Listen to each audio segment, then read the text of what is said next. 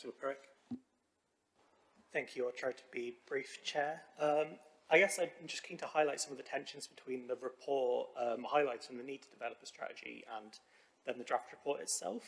So the first rightly talks about the need to take up alternative economic approaches, to pursue localism through community wealth building or build a well-being economy rather than measure success through GVA. And I'm really pleased with the report saying that it's taken a wider inclusive approach, a person-centered approach. But the second report, to me, doesn't speak to that enough. So, for example, page 104, it seems to lament the lack of foreign-owned firms in the city, saying that foreign-owned firms are more productive. Page 98 says that we should look to increase our representation of high productivity sectors like finance to prioritise closing the productivity gap. I don't bring this up to nitpick any one segment, but I think the framing of the draft report speaks to a desire to break that narrow lens, to disrupt traditional economic models and reshape our local economy in a more egalitarian way, which I don't think comes through enough.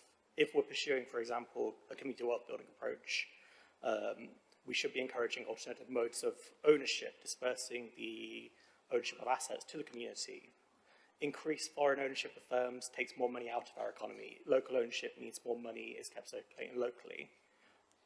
Building a well-being economy as well means disrupting the dogma of productivity for productivity's sake.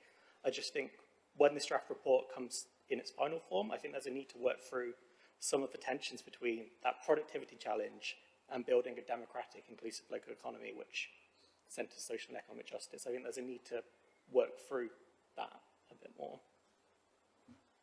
That's a fair point, thank you. We'll take that on board.